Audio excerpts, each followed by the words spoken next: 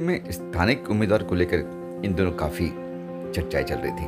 वैसे आज हम आपको स्थानिक उम्मीदवार यूबीटी के संजय भोसले से मिलाने वाले हैं, जिन्होंने हमारे तीखे सवालों का काफ़ी मीठे जवाब दिए। वैसे इनका कहना है कि वह सबसे पहले पानी की समस्या, आईटी कॉलेज, हॉस्पिटल का निर्माण करेंगे अगर वो विधायक बने तो। स्थानीय की बात मैंने क्यों कही, चलिए चलते हैं संजय भोसले जी के पास और जाने। नमस्कार दोस्तों, मैं हूं पुष्कर गुर्जर, आप देख रहे हैं खबर 24।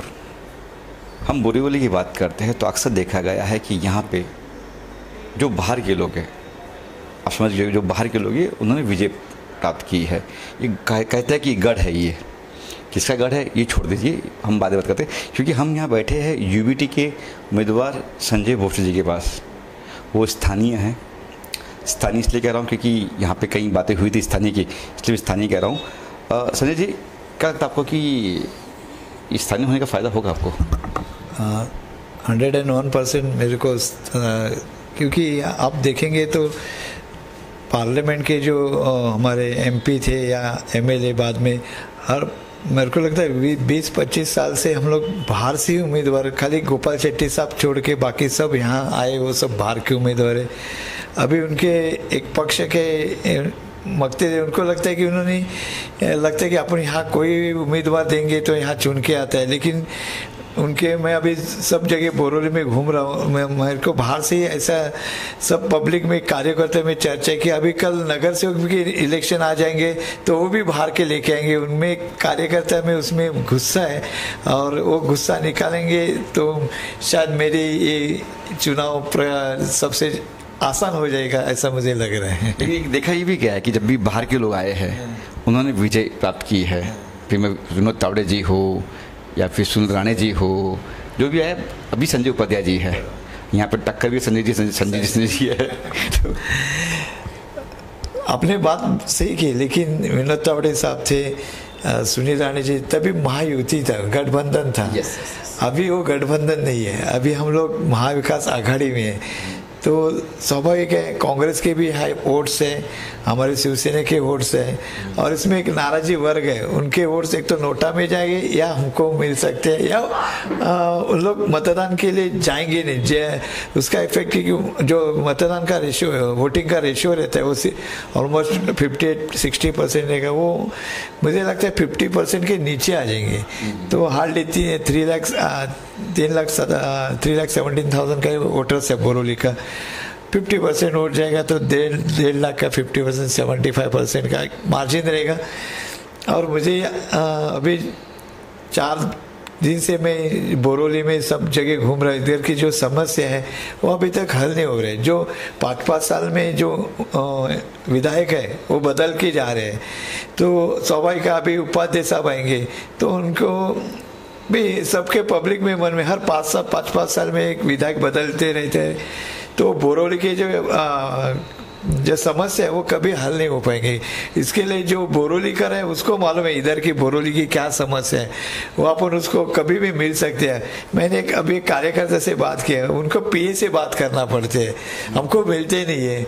तो एक मैं शायद एक बोरोली का एक कैंडिडेट है, लोकल कैंडिडेट है, तो मैं बोरोली का कोई भी, मैं या कोई भी बोरोली का रहेगा ना, तो उन लोग आसान से मिल सकते हैं, अपने समस्या कर से, तो जो भी समस्या है वो तुरंत सॉल्व हो सकती है। आप ये कहते हैं कि अगर उनसे मिलना है तो उनके पीए के बाद उनको मिलना पड़ता है, आप डायरेक्ट मिल सकते हो, ये भी है। अच्छा, कौन सी समस्या है जिसको सबसे पहले आप हल करेंगे अगर आप जीतते हैं तो?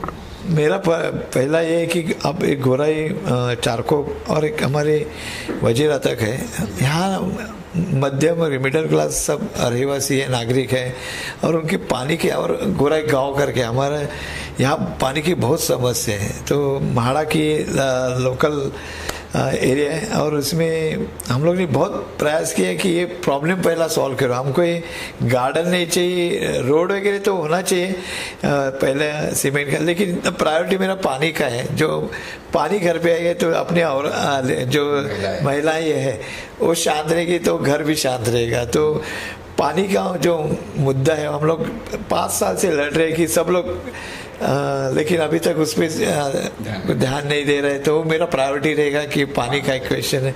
दूसरा, यहाँ बोरोली में देखेंगे आप, देखिए तो एक ही कॉलेज है, गोखले कॉलेज है। हमारे बच्चे लोग पार्ला, चर्चगेट वो साइड आ गए। तो मेरे बच्चे, हमारे यहाँ के जो बच्चे लोग बोरोली से जाते हैं, तो एक आपको मालूम है जब बॉम्बे में ट्रैफिक का इतना समस्या है, उसमें बच्चा फिर सुबह जाएगा 1 घंटा 1.5 घंटा, फिर उसका कम से कम 2-2.5 घंटा तो ऐसे ही जा रहा है।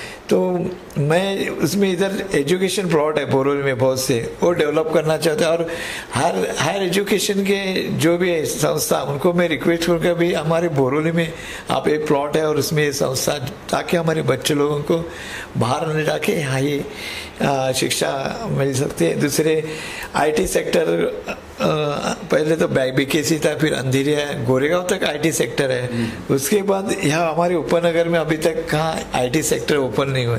तो मेरा वो प्रयास रहेगा कि एक आईटी सेक्टर अपने यहाँ होना चाहिए, ताकि विरार से या बोरोली तो है, लेकिन आजू बाजू के परिसर के सब बच्चे लोगों को रोजगार मिले आईटी का, और नज़दीक, फिर अपने घर के नज़दीक रहेंगे। ऐसा एक मेरा प्रयास चल रहा है। दूसरा अपना स्वास्थ्य तो हमारे आपने देखा है, एक कांदिवली हॉस्पिटल है शताब्दी, और एक दहीसर में, और एक ईस्ट में है मैटरनिटी महात्मा फुले, एक बीएमसी का हॉस्पिटल है।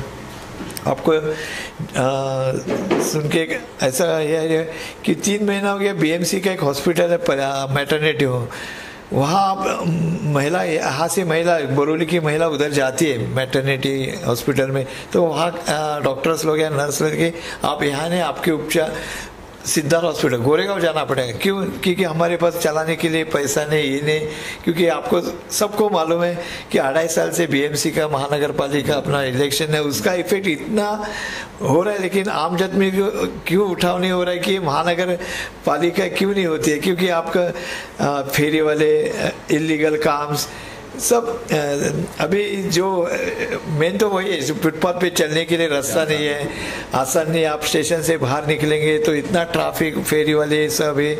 तो महानगर पालिका में नगर सेवक ना होने के कारण वो भी एक वजह है। तो महानगर पालिका इलेक्शन तुरंत लेने चाहिए, ऐसा मेरा ही नहीं सबका कहना है। और वो शायद हमारे इंडिया महाविकास गठबंधन का सरकार आ जाएगा तो पहला मैं हमारे पक्ष पर उद्धव जी के बोले पहला है महानगर पालिका इलेक्शन ले लो, ताकि ये लोकल बॉडी है, छोटे छोटे प्रॉब्लम से एमएलए चुना सकते हैं, लेकिन नगर सेवक उसके लिए रहते हैं, तो और जो उनकी समस्या तुरंत हल हो सकती है। एक बार ये भी देखा कि बोरीवली में ज़्यादातर गार्डन बने हैं, गार्डन को ओपनिंग हुई, इस पे आपका सब आप देखे, गार्डन तो होना चाहिए, लेकिन यहाँ तो अपने बोरोली में ना मिडिल क्लास सर्वसामान्य नागरिक है, उनको कुछ फायदा नहीं है, ऐसा मुझे लगता है।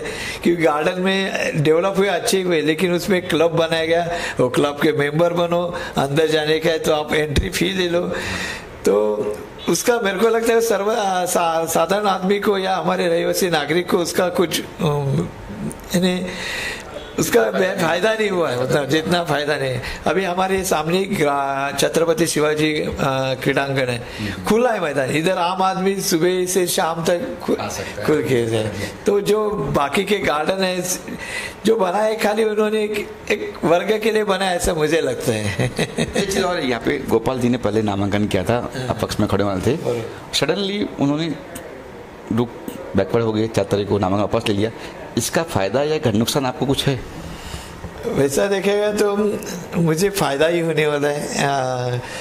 आदरणीय गोपाल शेट्टी जी ने इतना साल काम किया है और खासदार करके उन्होंने अच्छा काम किया। मैं अभी हम लोग महायुति में थे तो हम लोग ने उनके साथ भी काम किया, नज़दीक से उनको देखा है, उनका काम करने का तरीका वगैरह। और उनका एक ही कहना था कि हाँ स्थानिक उम्मीदवार अब कोई भी दे दो, लेकिन उनका वो इंडिविजुअल अंतर्गत जो उनका पार्टी का वो ये क्वेश्चन है, तो मैं ज़्यादा उसमें इन्वॉल्व, लेकिन उन्होंने क्यों पीछे लिया वो कुछ उतना ये नहीं, लेकिन उनका अंतर्गत अगर वो होते, अगर आपस में खड़े होते शायद आपको फायदा होता, तभी भी वोट शायद डिवाइड भी हो जाता था। तो एक क्योंकि यहाँ महाराष्ट्रीयन लोग भी हैं, जैसे एक समाज के लोग हैं वो बीजेपी के पीछे रहते हैं, लेकिन एक महाराष्ट्रीयन ऑलमोस्ट 1,27,000 1,27,000 महाराष्ट्रीयन वोट्स है, वो आप ना कर नहीं सकते, क्योंकि वो अभी ऐसा माहौल हुआ है ना कि अभी स्थानिक उम्मीदवार और महाराष्ट्र मराठी उम्मीदवार का एक प्रचार जोर से चालू है, और उसके साथ हमारे बाला साहब ठाकरे के फॉलोअर्स भी अलग अलग समाज में, और 35 इयर्स के बाद ये शिवसेना को टिकट मिला, ये चांस मिला है, तो उसका फ़ायदा जरूर मैं उठाऊंगा। और हमारे जो कार्यकर्ता हैं, कांग्रेस के रहने दो, राष्ट्रवादी के रहने दो, हमारे शिवसैनिक है जो 35 साल से पहले जो बाला साहब ठाकरे से जुड़े हुए, वो इतने खुश हुए कि संजय ये पहली बार में हम लोग अपने पार्टी को हम लोग आपको चुन के देंगे, उसके लिए आपके लिए मेहनत करेंगे, ऐसा उन्होंने वो विश्वास दिया है। ऐसा इसलिए मुझे लगता है ये टाइम देखते हैं और इतिहास जरूर करूँगा। कभी साथ है। एक बताओ, देखा कि जिस तरह से राज ठाकरे जी बयान कर रहे हैं, आप देख रहे हो क्या बयान कर रहे हैं, भोंगे वगैरह निकालने की, इस पे कुछ टेक करेंगे आप? कुछ कहेंगे कि राज ठाकरे नीतीश आनंद ने भी कहा है जैसे ही उनको आते हैं वैसे ही वो भोंगे निकाल देंगे या फिर मस्जिद से? जो हमारे पक्ष प्रमुख है वो सब निर्णय लेते हैं, हम लोग शिवसैनिक है, वो जो हम लोग हमारे जो पक्ष प्रमुख निर्णय लेंगे वो हम लोग उसको फॉलो करते हैं। मशाल की रोशनी बर जलेगी ये कहते हैं। ये टाइम इतिहास रोशन का मशाल जरूर यहाँ चलाएगी। Thank you. ये थे हमारे यूबीटी के संजय भोसले जी, जो कह रहे हैं कि मशाल की रोशनी जरूर जलेगी इस बार, और भी बोरीवली में। देखते हैं, ये तो वक्त बता के देखते हैं क्या क्या होता है। खबर 24 के लिए पुष्कर ओझा।